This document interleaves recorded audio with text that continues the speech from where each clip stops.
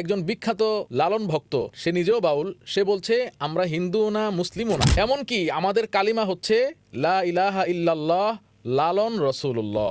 বাউল শব্দটা এসেছে পৌত্তলিক দেবতা বাল থেকে। এই বাল দেবতা হচ্ছে যৌনতার দেবতা। বাউলদের যে সাধনা বলেন অথবা তাদের ধর্ম আকীদা বলেন, তার মধ্যে সব কিছুর মাঝেই বাউলদের সাথে নারীদের একটা ওতপ্রোতভাবে ওতপ্রোত যৌনতার একটা ওতপ্রোত সম্পর্ক আছে।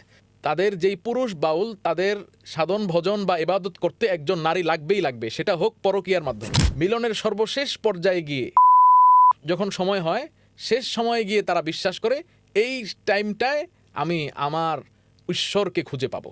যে তারা যখন অসুস্থ হয়, রোগ সারানোর নামে একটা নোংরা পদ্ধতি অবলম্বন করে, সেটা হচ্ছে তাহলে বাউলদেরকে আমরা কি হিসাবে আখ্যায়িত করব? মুসলমান, না অন্য কোনো ধর্মের মতো একটা ধর্ম, না কাফের?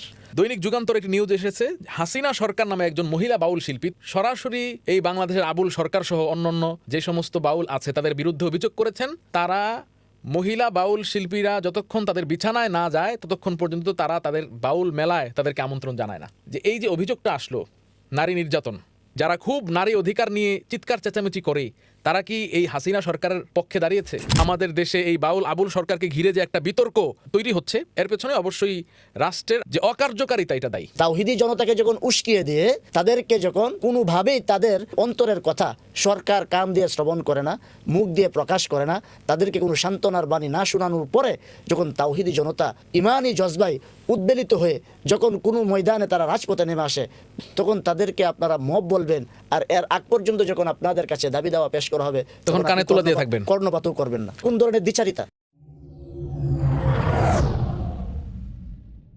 আসসালামু আলাইকুম রহমতুল্লাহি ওয়া বারাকাতুহু। দ্য হিডেন লেন্স পডকাস্টের পক্ষ থেকে আপনাদের সকলকে স্বাগত।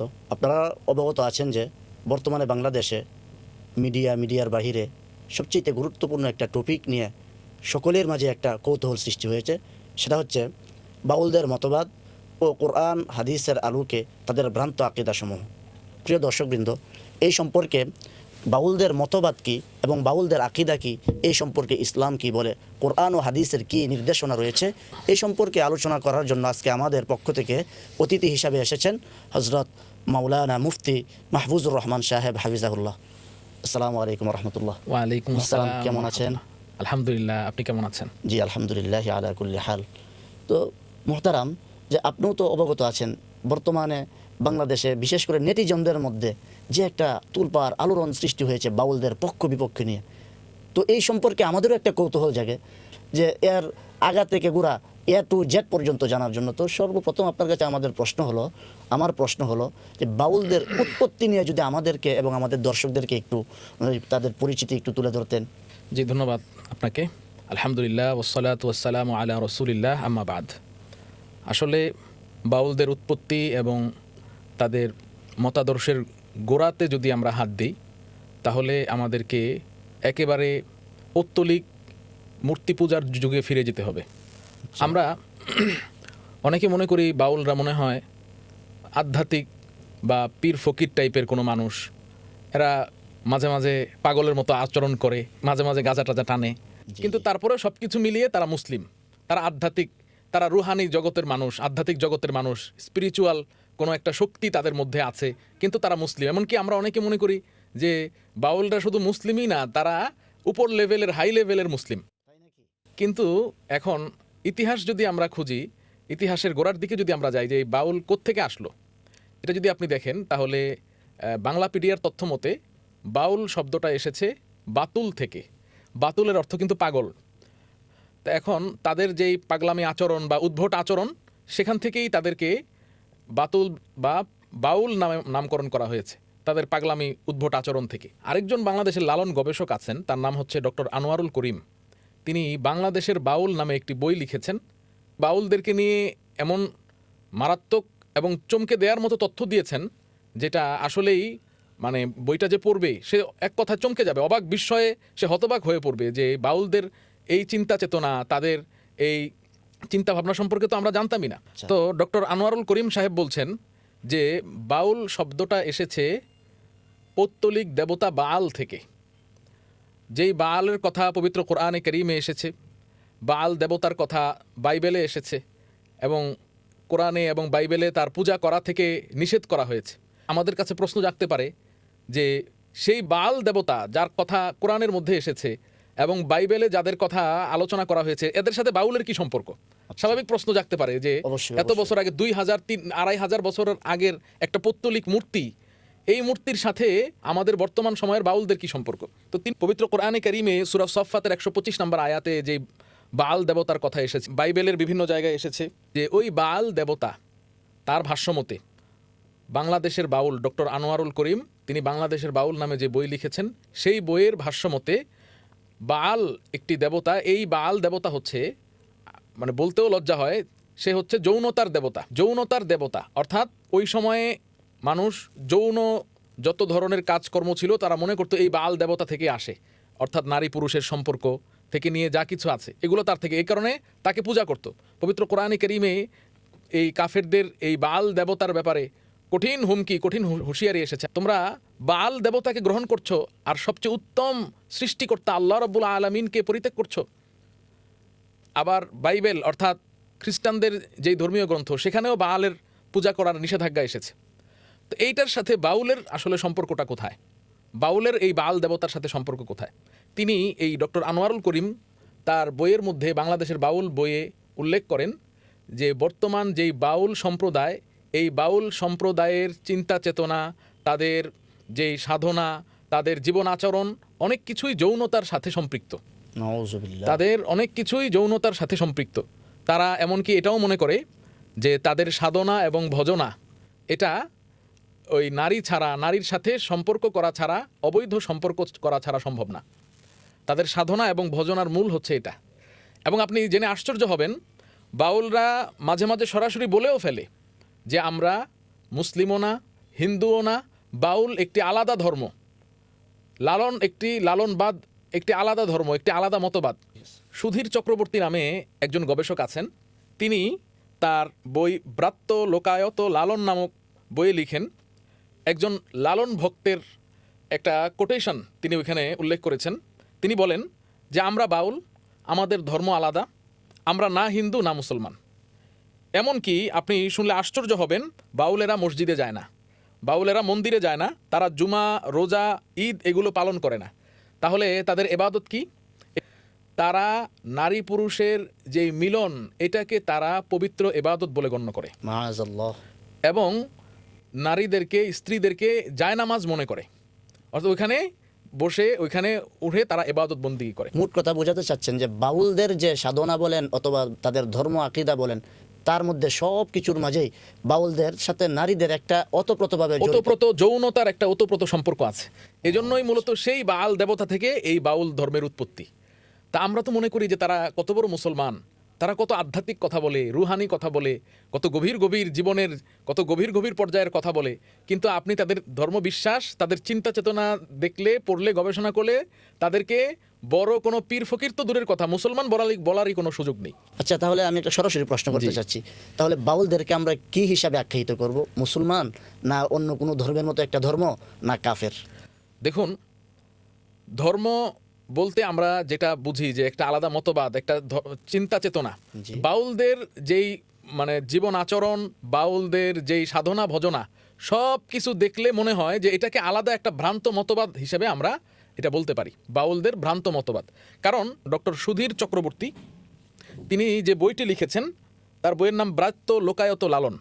সেখানে তিনি বলছেন যে একজন বিখ্যাত লালন ভক্ত, সে নিজেও বাউল, সে বলছে আমরা হিন্দুও না, মুসলিমও না, এমনকি আমাদের কালিমা হচ্ছে লা ইলাহা ইল্লাল্লাহ লালন রসুল্লাহ।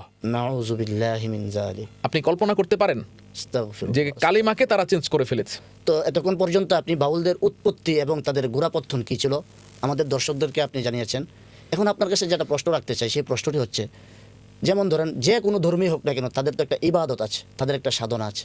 আপনার কাছে জানার বিষয় হলো, বাউল যে ধর্মেরই হোক না কেন, তারা নিজেরাও স্বীকার করে কোনো ধর্মের না, মেনে নিলাম, এরপরও কোনো একটার ভিতর তো তারা পড়বে। অতএব তাদের সাধনা এবং তাদের আমল, এগুলোর পদ্ধতি কী তাদের? ধন্যবাদ মোহতারাম, একটি সুন্দর প্রশ্ন করেছেন যে তারা হিন্দুও না, মুসলিমও না, তারা কোনো ধর্মকে বিলং করে না, তাহলে তারা কিভাবে ইবাদত করে, অর্থাৎ তাদের ভাষায় সাধনা ভজনা কিভাবে করে? প্রথমেই আপনাকে আমি তারা আল্লাহ সম্পর্কে কি ধারণা, বিশ্বাস পোষণ করে, একটা ছোট্ট হিন্স আপনাকে দিই, ছোট্ট একটা গানের লাইন দিয়ে আপনি বুঝতে পারবেন। লালনের একটা ছোট্ট গানের লাইন, সেখানে বলছে, যারে দেখি না নয়নে তারে ভজিব কেমনে। অর্থাৎ তারা বোঝাতে চাচ্ছে যেই আল্লাহ রব্বুল আলামিনকে আমরা দেখতে পাই না, তাকে আমি না দেখে ইবাদত কিভাবে করব, পূজা কিভাবে করব। তার মানে আল্লাহ রব্বুল আলামিনকে প্রভু বলতেই তারা নারাজ। যারে দেখিতে পাই না তাকে ভজিব কিভাবে, এটা গানের একটা, লালনের একটা গানের অংশ। তো এর দ্বারা বোঝা যায় যে তারা আল্লাহ রব্বুল আলামিনের ইবাদত করে না। তাহলে এখন প্রশ্ন হচ্ছে যে তাদের ইবাদত, সাধনা, ভজনা এগুলো কোন সিস্টেমে, কোন পদ্ধতিতে তারা করে থাকে। বাংলাদেশের আরেকজন বিখ্যাত গবেষক ডক্টর আহমদ শরীফ, তিনি তার বিখ্যাত বই বাউল তত্ত্ব, এই বইয়ের মধ্যে বাউলদের নিয়ে বিস্তর গবেষণা করেছেন। সেখানে তিনি বলছেন যে তারা মূলত কামাচার অথবা এই ধরনের যোগ সাধনা পদ্ধতির অবলম্বন করে, এবং এটাই হলো তাদের সাধন ভজনের পদ্ধতি। এবং আপনি শুনলে অবাক হবেন যে তাদের যেই পুরুষ বাউল, তাদের সাধন ভজন বা ইবাদত করতে একজন নারী লাগবেই লাগবে, সেটা হোক পরকীয়ার মাধ্যমে। মানে যিনি গুরু তার ওই নারী সঙ্গী, নারী শিষ্য এটা লাগবে পূজা করার জন্য, মানে ইবাদত বন্দিগি করা, তাদের যে ভাষায় যে সাধন ভজন আছে এটা করার জন্য। আরও আশ্চর্য কিছু তথ্য দিই আহমদ শরীফের বাউল তত্ত্ব বই থেকে। সেখানে তাদের যেই যোগ সাধনা আছে, সেখানে তিনি বলছেন যে এই সাধনায় একজন পুরুষ ও একজন নারী অংশ নেয়, তারা বিবাহিত হোক অথবা অবিবাহিত হোক, এবং তারা যখন মিলনে তারা লিপ্ত হয়, মিলনের সর্বশেষ পর্যায়ে গিয়ে অর্গাজমের যখন সময় হয়, শেষ সময়ে গিয়ে তারা বিশ্বাস করে এই টাইমটায় আমি আমার ঈশ্বরকে খুঁজে পাবো। এই সর্বশেষ পর্যায়ে গিয়ে, একবারে চূড়ান্ত পর্যায়ে গিয়ে আপনি চিন্তা করতে পারেন এটা কতটা নোংরা, কতটা অশ্লীল। মানে বিষয়টা হচ্ছে তাদের ধর্মে যাই হোক না কেন, তারা নিজেদেরকে যাই ভাবেন না কেন, তাদের ইবাদতের মাঝে সর্বপ্রথম বা তাদের সবচেয়ে গুরুত্বপূর্ণ সাধনা বা ভজনা যেটা বলতেছেন আমরা ইবাদত বলি, এটা হচ্ছে 1 নাম্বার যৌনতা। জি, এই বাউলরা সরাসরি যৌন শব্দ ব্যবহার করে না, কিন্তু তারা কিছু লুকানো পরিভাষা ব্যবহার করে, লুকানো কিছু হিডেন সিম্বল তারা ব্যবহার করে। হিডেন সিম্বল বাউল পরিভাষায় যেমন আমাবস্যা বলতে তারা বোঝায় নারীর ঋতুস্রাব, বাঁকা নদী বলতে বোঝায় তারা নারীর যৌনাঙ্গ, কুমারী বলতে বোঝায় কাম, চন্দ্র সাধন বলতে বোঝায় মুখে আনাটাও কষ্ট। তাদের যে সমস্ত গানের যেই অংশে চন্দ্র সাধন আপনি দেখবেন, এর অর্থ হচ্ছে মলমূত্র পান করা। নাউজুবিল্লাহ, এত নিকৃষ্ট তারা। আপনি চিন্তা করতে পারেন কতটা নোংরা এবং অশ্লীল একটা মতবাদ হচ্ছে এই বাউল মতবাদ। আপনি আরও আশ্চর্য হবেন যে ডক্টর নিয়ামত আলী লালনের পরিভাষা নামে একটা বই লিখেছেন। সেখানে তিনি দেখিয়েছেন বাউল পরিভাষাগুলো যৌন মিলনকে কিভাবে প্রমোট করে। তিনি দেখিয়েছেন যে এই গানে যেখানে আছে বীজ, এর অর্থ হচ্ছে বীর্য। যেখানে কৃষিকাজ আছে, সেখানে মিলন প্রসঙ্গ বোঝানো হচ্ছে। যেখানে সাধন ভজন, সেখানে যৌন মিলন। সময় গেলে সাধন হবে না, একটা গান আছে লালনের, বিখ্যাত একটা গান। তো এখানে আমরা অনেকে মনে করি যে সময় গেলে সাধন হবে না, কত সুন্দর একটা মোটিভেশনাল কথা, যে সময় যদি চলে যায় তাহলে আর চাইলেও যে কাজ করার প্রয়োজন ছিল তা করা যাবে না, এমন একটা ধারণা আমরা মনে করি। এখানে গানের সাধন অর্থ হচ্ছে যৌন সম্পর্ক, আর সময় গেলে বলতে মেয়ের ঋতুস্রাব শুরু হওয়ার পরে।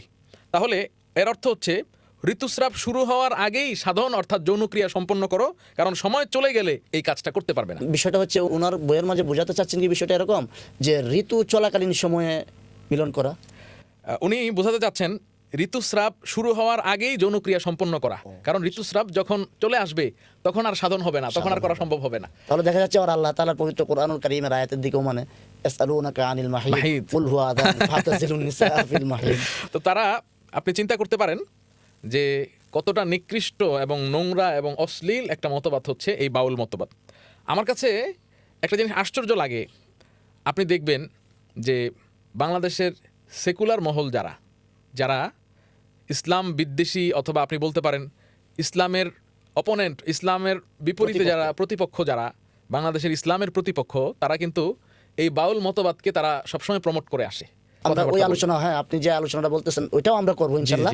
এখন আমাদের আলোচ্য বিষয়ের মধ্য থেকে যে প্রশ্নগুলো করতে চাচ্ছি, বুঝলাম তাদের উৎপত্তি, তাদের সাধনার ধরন বা পদ্ধতি, এখন তাদের কুসংস্কারগুলো কি কি হইতে পারে? একটা সুন্দর প্রশ্ন করেছেন যে তাদের কিছু কুসংস্কারের কথা শুনলে আমরা চমকে যাব। মানে আমার কাছে মনে হয় যে তাদের যেই কুসংস্কারগুলো, এটা মানে ভাষায় প্রকাশ করার মতো না।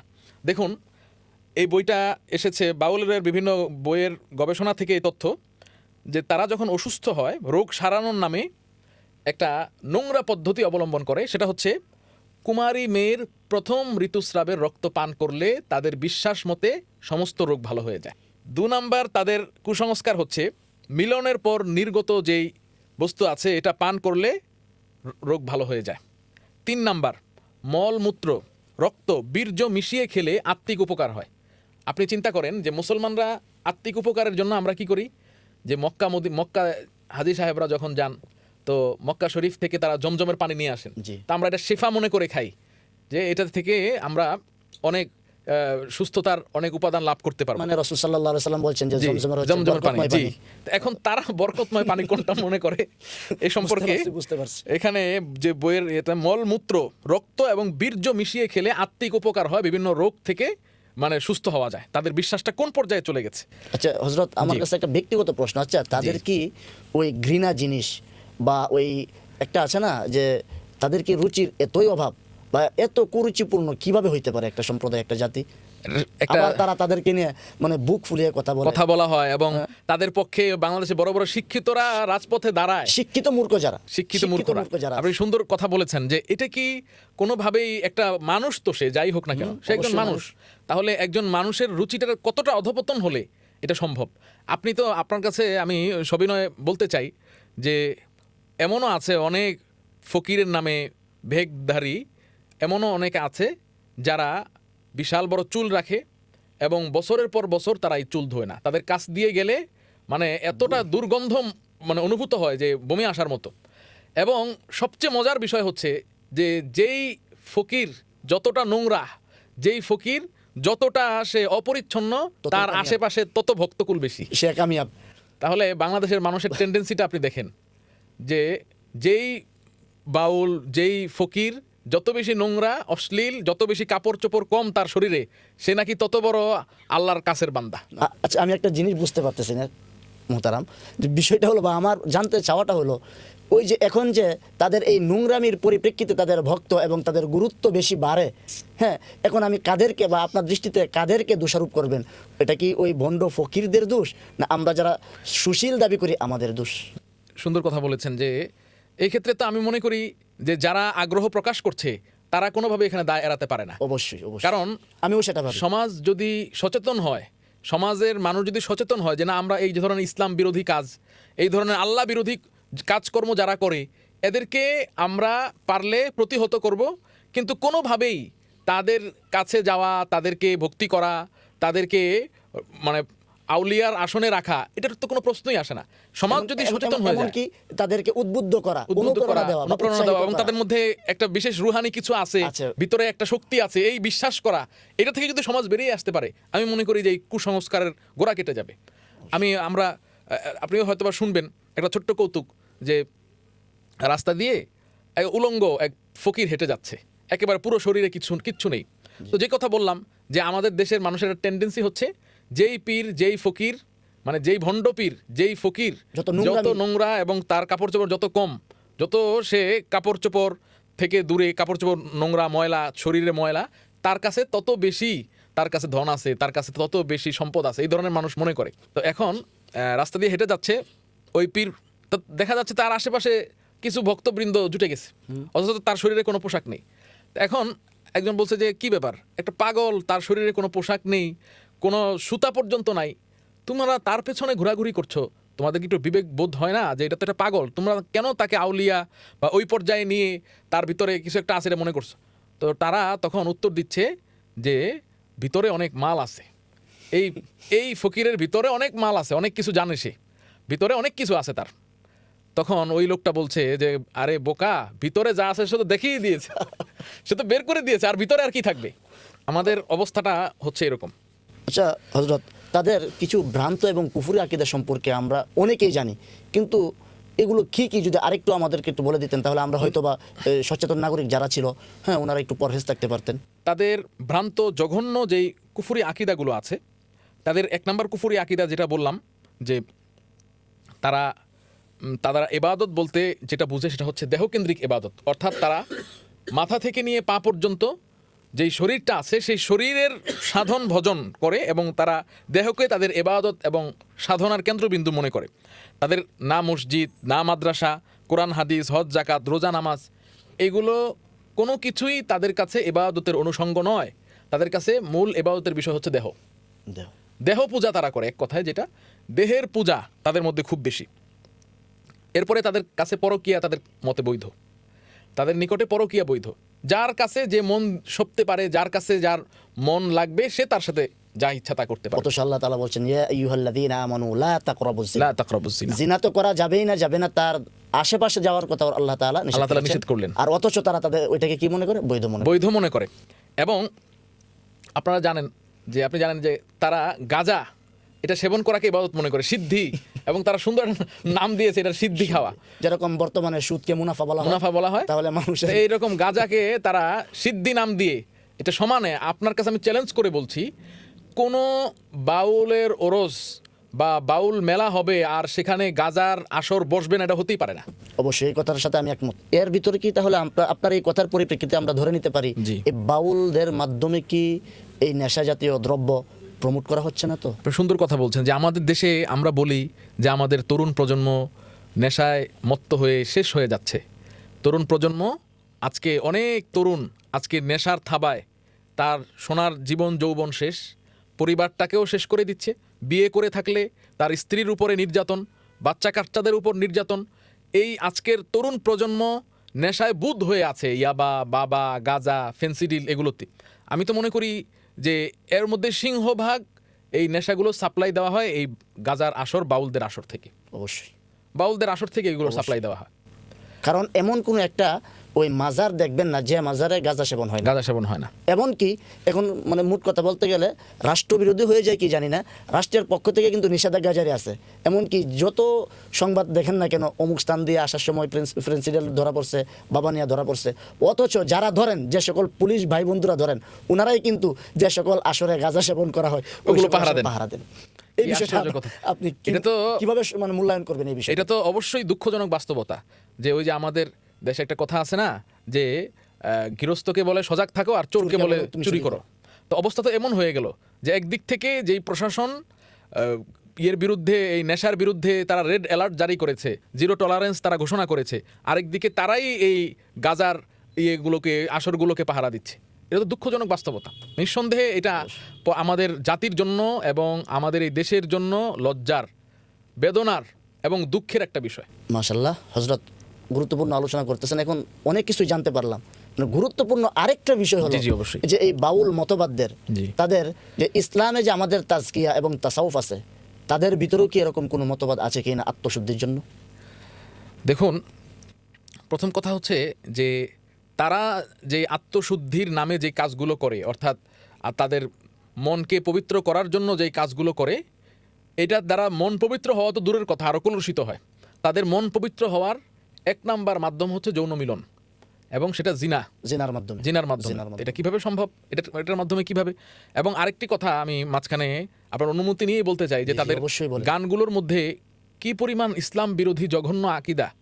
আপনি দেখেন যে সম্প্রতি যে বাউল গ্রেফতার হয়েছে, বাউল আবুল সরকার, এই বাউল আবুল সরকারের কথাগুলো যদি আপনি বিশ্লেষণ করেন, যে সে বলল যে আল্লাহ রাব্বুল আলামিনের কথার কোনো আগামাথা আমি খুঁজে পাই না, আরো জঘন্য শব্দ দিয়ে সে কথা বলেছে যে আল্লাহর এটা মুখ নাকি। দেখেন, আল্লাহ রাব্বুল আলামিনের শানে এমন জঘন্য শব্দ এরা প্রতিনিয়ত, এটা তো একটা ভাইরাল হয়েছে। আপনি পালা গানগুলো বিচার করলে, পালা গানগুলো দেখলে শত শত ইসলাম বিরোধী কথাবার্তা তাদের এগুলোর মধ্যে খুঁজে পাবেন। মানে এই প্রশ্নের আঙ্গিকে এবং আপনার বক্তব্যের আলোকে আপনি যতটুকু আপনার ভিতরে বা আপনার অবস্থা বা অবয়ব যতটুকু চেঞ্জ হয়েছে, আমরা এর চাইতে আরও অবাক হই যে আল্লাহ তাআলার কোরআন এবং আল্লাহ তাআলার বিরুদ্ধে এত জঘন্য কথা বলতে পারে। তার চাইতে আমি আরো বেশি হতবাক বা কিংকর্তব্য বিমূঢ় হই এই সকল মানুষদেরকে আবার যারা বাঁচাতে চাচ্ছে, এদের প্রতি তো আমাদের আরো আশ্চর্যান্বিত হই। তাদের শত ধিক্কার তাদের প্রতি। আপনি দেখবেন যে এই আবুল সরকারের আবার মানে আরো আশ্চর্যের বিষয় হচ্ছে তারা কিন্তু মুসলমান নিজেদেরকে পরিচয় দিচ্ছে। আপনি আবুল সরকারের বেশ কয়েক বছর আগের আরেকটি ভিডিও আপনি লক্ষ্য করবেন যে সূরা নাস নিয়ে কি পরিমাণ জঘন্য একটা মিথ্যাচার। নাসুন শব্দের অর্থ হচ্ছে মানুষ, অথচ সে এইটাকে টুইস্ট করে ঘুরিয়ে নাস শব্দের অর্থ সে বলল যে আল্লাহ রাব্বুল আলামিন প্রতিটি আয়াতই তো নাচতে বলেছে, মানে নৃত্য করতে বলেছে, নাচতে বলেছে। তো এটা আসলে মুখে আনার মতো তাদের যে বেয়াদবিগুলো, তাদের যে জঘন্য চিন্তা ভাবনাগুলো একজন মুসলমানের মুখে আনার মতো পরিস্থিতি নাই। যে আল্লাহ রাব্বুল আলামিন যেখানে সূরা নাস নাজিল করলেন মানুষদের জন্য, সেখানে সে বলছে যে এই সূরার মধ্যে তো আল্লাহ তাআলা নাচতে বলেছে। আচ্ছা হযরত, আপনার কাছে আরেকটা বিষয়, আজকে আপনাকে জি, অতিথি হিসেবে আনা না, হয়েছে। জি, যত ইচ্ছা মানে আমার মনে চাচ্ছে এগুলা জি। আমরাও জানি আপনার কাছ থেকে, জি, এবং অবশ্যই, আমাদের অবশ্যই। দর্শকবৃন্দ যারা আছেন ওনারাও একটু উপকৃত হোক। এই জন্য আপনাকে প্রশ্নের উপর অবশ্যই। প্রশ্ন করব। না, জি, সমস্যা নেই। বিরক্ত বোধ করবেন না আশা করি, কারণ আলহামদুলিল্লাহ আমরা জানি আপনার মাধ্যমে আমরা অনেক কিছু জানতে পারবো। জি, ধন্যবাদ। এই লক্ষ্যে আরেকটা প্রশ্ন হলো আপনার কাছে, যে এই যে বর্তমান বাউলদেরকে যে মত প্রকাশের স্বাধীনতা বলে আমরা তাদের বিরুদ্ধে না গিয়ে তাদের পক্ষ অবলম্বন করছি, কিন্তু আমার কথা হচ্ছে তাদের এই মত প্রকাশের স্বাধীনতার ভিতরে ধর্মীয় অবমাননাকর কোনো বক্তব্য শামিল নয় কি? মত প্রকাশের স্বাধীনতা এটা বর্তমানে পশ্চিমা বিশ্বের কাছে খুবই সুন্দর একটা বলি, যে মত স্লোগান। প্রকাশের স্বাধীনতা, এটা পশ্চিমা বিশ্বের কাছে মত প্রকাশের স্বাধীনতা খুব চমৎকার একটা স্লোগান, মুখরোচক স্লোগান।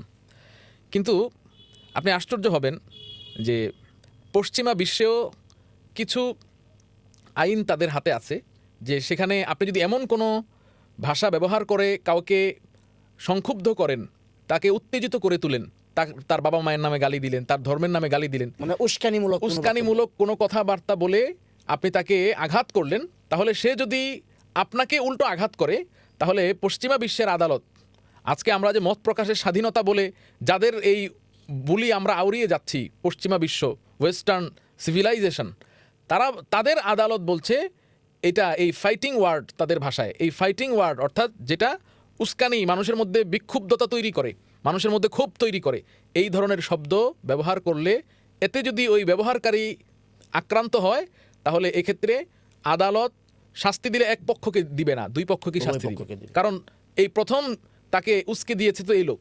এক্ষেত্রে যদি তারা মত প্রকাশের স্বাধীনতাকে ডিনাই করে, তাহলে আল্লাহ রব্বুল আলামিনের ব্যাপারে, আল্লাহর রসুল সাল্লাল্লাহু আলাইহি ওয়াসাল্লামের ব্যাপারে, সাল্লাল্লাহু আলাইহি ইসলামের গুরুত্বপূর্ণ বিষয়গুলোর ব্যাপারে আপনি মত প্রকাশের স্বাধীনতার নামে ইসলামকে অবমাননা মেনে নিতে পারবেন? পশ্চিমা বিশ্ব যেখানে নিজের মা বাবা অথবা এমন কোনো উস্কানিমূলক বক্তব্যকেই মত প্রকাশের স্বাধীনতা হিসেবে স্বীকৃতি দেয় না, তো সেখানে আমার আপনার জীবনের সবচেয়ে আবেগ এবং অনুভূতির যেই জায়গাটা, ধর্ম, ইসলাম, সেখানে আঘাত করলে এটা কোন ধরনের মত প্রকাশের স্বাধীনতা? আচ্ছা, এখন আপনি তো ওই শুরুতে তাদের পরিচিতি প্রদান করার ব্যাপারে বলেছিলেন পাগল বা ওই বোল একটা মূর্তি বা দেবতা। এখন আচ্ছা, এই শুধু তারা নয়, যারা নাস্তিক আছে, ইসলাম বিদ্বেষে আছে, জি, জি। তাদের পাগলামি শুধুমাত্র ইসলামের প্রতি, আল্লাহর প্রতি, কোরআনের প্রতি এবং প্রত্যেকটা মুসলমানের কলিজা মুহাম্মদুর রাসূলুল্লাহ সাল্লাল্লাহু আলাইহি ওয়াসাল্লামের প্রতি এত বিদ্বেষ কেন? এই মত প্রকাশের স্বাধীনতা কি শুধু ইসলামের বিরুদ্ধেই যাবে? অন্য কোনো ধর্মের ব্যাপারে তো এরকম শুনি না। আপনি একটা সুন্দর আমি প্রশ্ন করেছেন। আমি বলতে চাচ্ছি যে যারা এই মত প্রকাশের স্বাধীনতার পক্ষে এবং যে এই সকল কাজ ঘটায়, তারা কি একে অপরের কি অবশ্যই মনে হয় কিছু বা লিঙ্ক আছে? হ্যাঁ, আমরা দেখতে পাই যে বাংলাদেশে পড়াশোনা জানা মানুষ, পিএইচডি করা মানুষ, তারা এই বাউলদের পক্ষে দাঁড়িয়েছে। অথচ বাউলদের জীবন আচরণ, তাদের লাইফস্টাইল যদি আপনি গবেষণা করেন, একেবারে নোংরা, একেবারে অশিক্ষিত, থার্ড ক্লাস, অন্ধবিশ্বাস তাদের মধ্যে। তো এত বড় শিক্ষিত সে কেন এই লোকদের পক্ষ নিচ্ছে? এখানে ভাবার বিষয়, এটাই এখানে ভাবার বিষয় যে কেন সমাজের দুই প্রান্তের মানুষ এক হয়ে গেল। সমাজের দুই প্রান্তের মানুষ কি কারণে এক হয়ে গেল? আল্লাহ তাআলা তো তাদের ভিতরে মেধা দিয়েছেন, সমাজ অথবা বুদ্ধিও দিয়েছেন, তাহলে ওনাদের রুচি কিভাবে, মানে এতই কি রুচি খারাপ তারা? এর পেছনে একটাই উত্তর, সেটা হচ্ছে ইসলাম বিদ্বেষ। ইসলাম বিদ্বেষ, মানে ইসলামের বিপক্ষে যেতেই হবে। ইসলামের বিপক্ষে যেই যাবে তার পক্ষেই সেকুলাররা দাঁড়াবে, তার পক্ষেই বাংলাদেশের প্রগতিশীল গোষ্ঠী দাঁড়াবে, এটা হচ্ছে কথা। ইসলামের বিরুদ্ধে যেই দাঁড়াবে তারা তাদের সাথে আছে।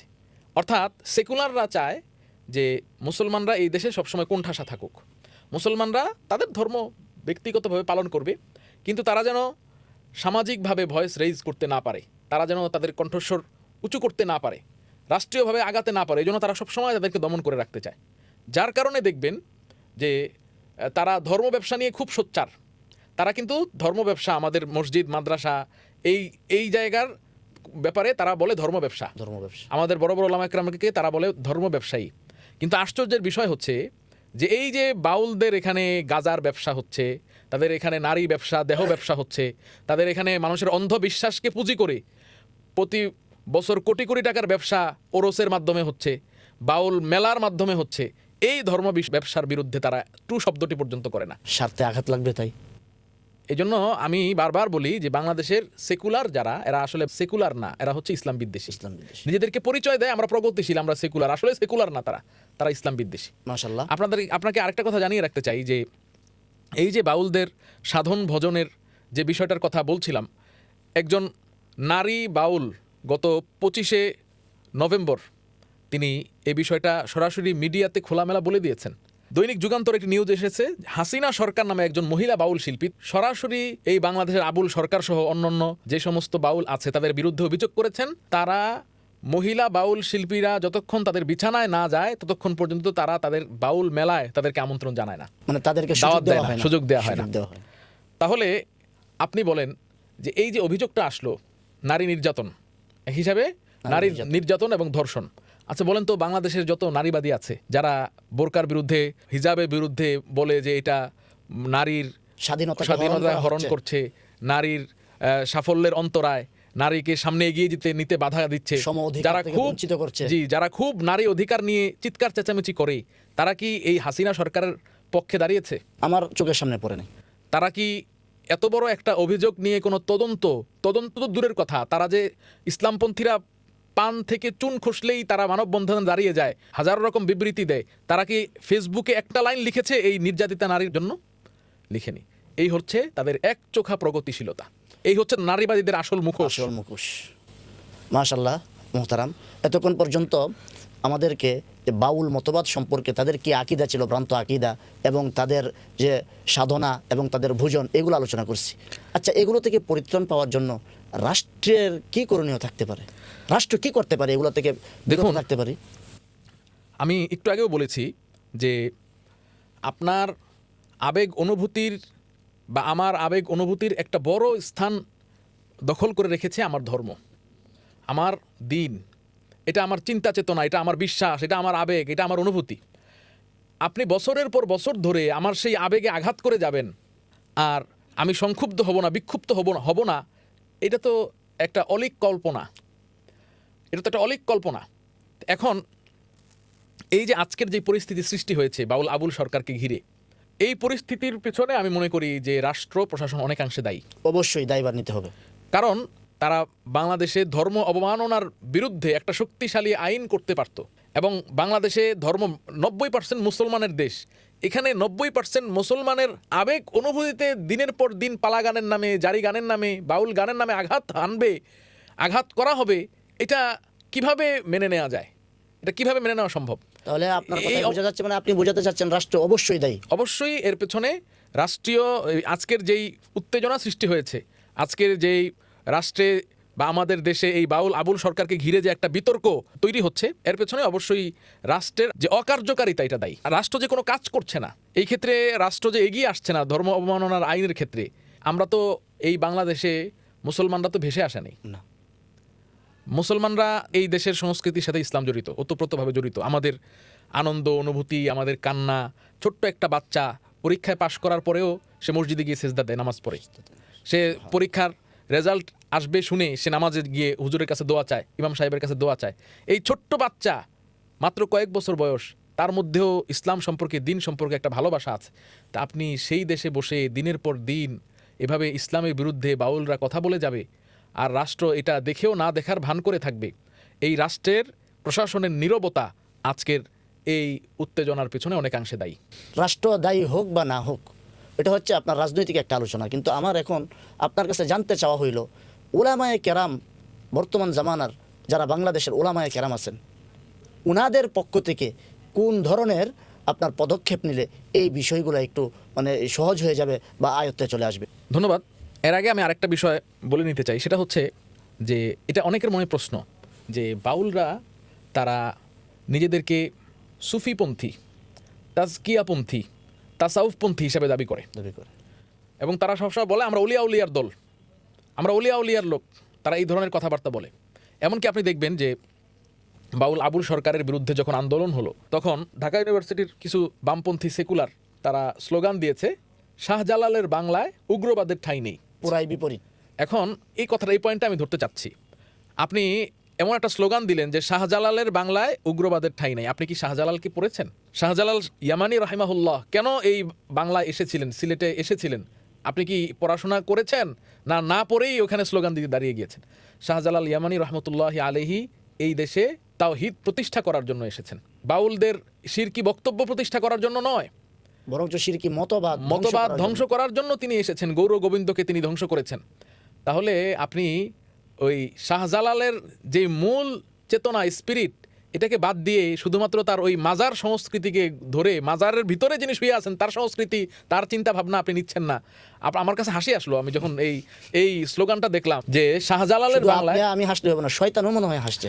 যে কি বলে শাহজালালের বাংলায় উগ্রবাদের ঠাঁই নেই, অথচ শাহজালাল ইয়ামানি রাহিমাহুল্লাহ এই দেশে এসেছেন এই দেশকে শিরক থেকে মুক্ত করার জন্য, ভ্রান্ত মতবাদ থেকে মুক্ত করার জন্য, এই ধরনের আল্লাহ বিরোধী, ইসলাম বিরোধী চিন্তা চেতনা থেকে, শিরিকের পাপ থেকে, পঙ্কিলতা থেকে এই সমাজকে, এই জাতিকে উদ্ধার করার জন্য।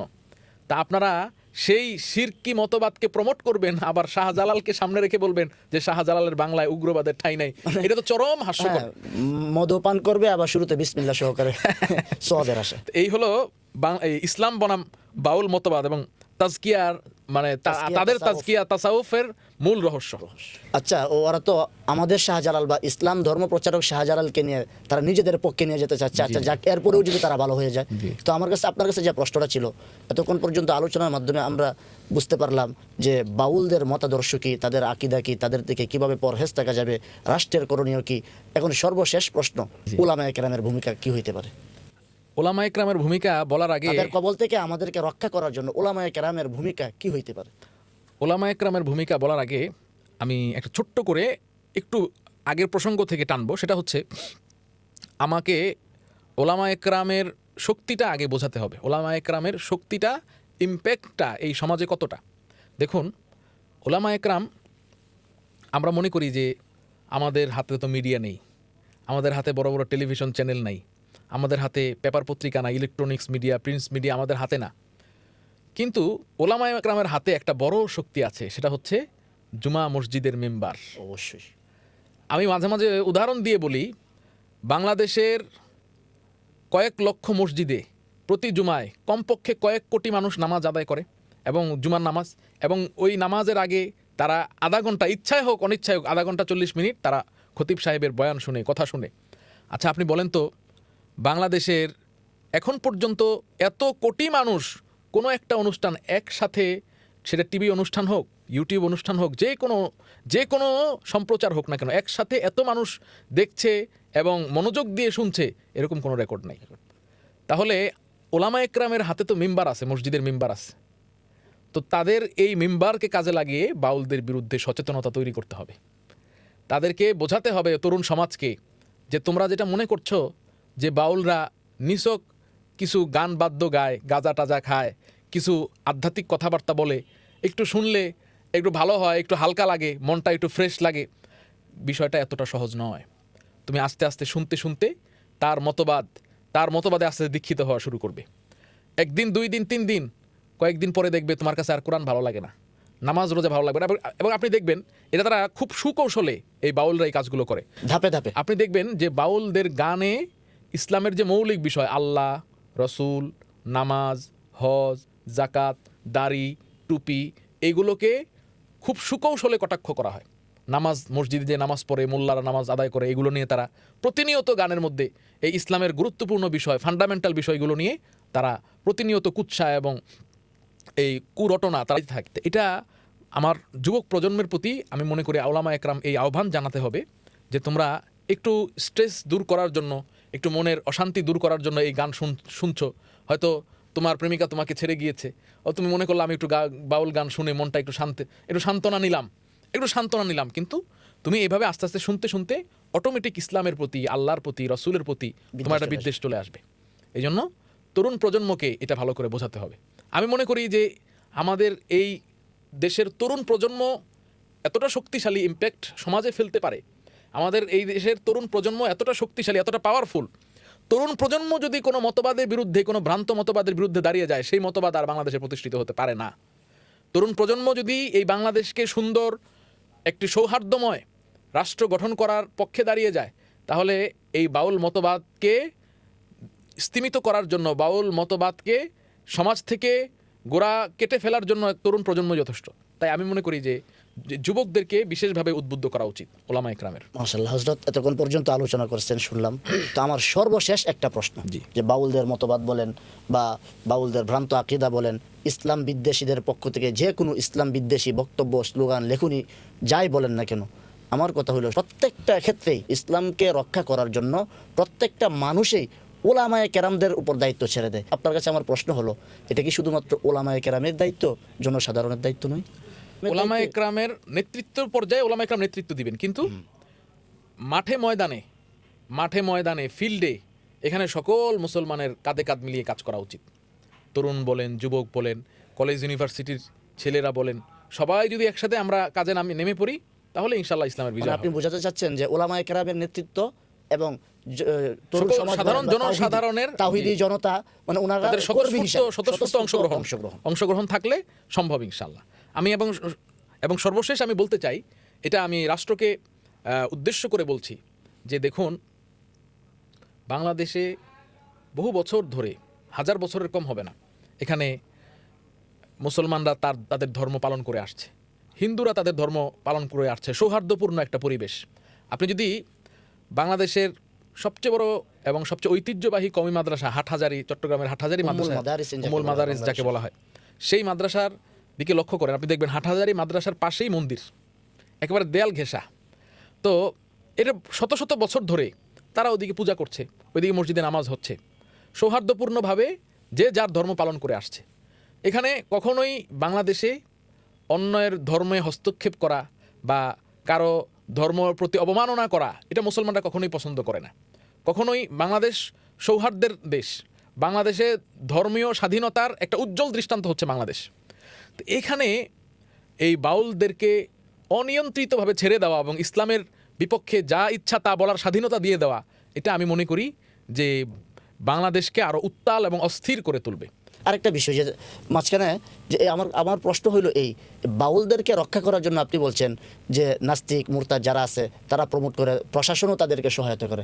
আমার প্রশ্ন হইল, রাজনীতির ব্যাপারে রাজনৈতিক ব্যক্তিবর্গের পক্ষ থেকে যখন তাদের পক্ষে অবলম্বন করে তারা, এটা কি রাজনৈতিক কোনো সুবিধা বা কোনো সুযোগ সুবিধা হাসিল করার ভিত্তিতেই কি তারা বাউলদের প্রমোট করতে চাচ্ছে? এরকমটা হতে পারে, কারণ দেখুন, রাজনীতি তো একটা বিশাল খেলার মাঠ, এবং আমরা রাজনীতি আসলে পশ্চিমা একজন বড় দার্শনিক রাজনীতির একটা সুন্দর সংজ্ঞা দিয়েছেন, সেটা হচ্ছে রাজনীতির খেলার মাঠ আমরা চোখে যতটুকু দেখি যতটা বড়, গোপন যেই খেলার মাঠ আছে তার চেয়ে বড়। অর্থাৎ রাজনীতিটা পর্দার আড়ালের যেই খেলাটা, এটা আরও গভীর, এটা আরও বিস্তৃত। তো এমনটা হতে পারে যে রাজনীতিবিদ যারা আছেন তারা হয়তো বাইরের কোনো রাষ্ট্রের আনুকূল্য পাওয়ার জন্য, এবং সেখান থেকে আমি জানি না, হতে পারে যে সেখান থেকে কোনো মাসোহারা পাওয়ার জন্য এই উদ্দেশ্যে, অথবা বাংলাদেশের রাজনীতিবিদরা তারা মনে করেন যে আমরা যদি এখন এই ক্ষেত্রে ইসলাম এবং মুসলমানদের বিপক্ষে দাঁড়াই, তাদের পক্ষে দাঁড়াই, তাহলে হয়তোবা পশ্চিমা সিভিলাইজেশন যে আছে, ওয়েস্টার্ন সিভিলাইজেশন, তারা আমাদেরকে মনে করবে যে না আমরা তাদের পক্ষের মানুষ, এবং আমাদেরকে ক্ষমতায় আনার জন্য তারা চেষ্টা করবে। এই চিন্তা ভাবনা করে হয়তোবা তারা দাঁড়ান, এটা হতে পারে। কিন্তু আমি স্পষ্ট মেসেজ দিতে চাই যে আপনি যত বড় শক্তিশালী নেতা হন না কেন, যাই হোক না কেন হন না কেন, মনে রাখবেন এদেশের 90 বা তার চেয়ে বেশি ভাগ মানুষের ধর্ম ইসলাম এবং ইসলামী চিন্তা চেতনা, এই সেন্টিমেন্টে আঘাত করে আপনি ক্ষমতায় চলে যাবেন এবং আপনি সেই ক্ষমতায় ধরে রাখতে পারবেন, এই অলিক কল্পনা কখনো করবেন না। আপনি 90% মানুষ বা তার চেয়ে বেশি মানুষের তার চিন্তা ভাবনার বিরুদ্ধে গিয়ে আপনি কিভাবে দেশ চালাবেন? এটা কি সম্ভব না। কারণ আমরা এই কাহিনীগুলো যখনই ঘটছে তখনই আমরা দেখতে পাচ্ছি তাওহীদি জনতার গণজোয়ার।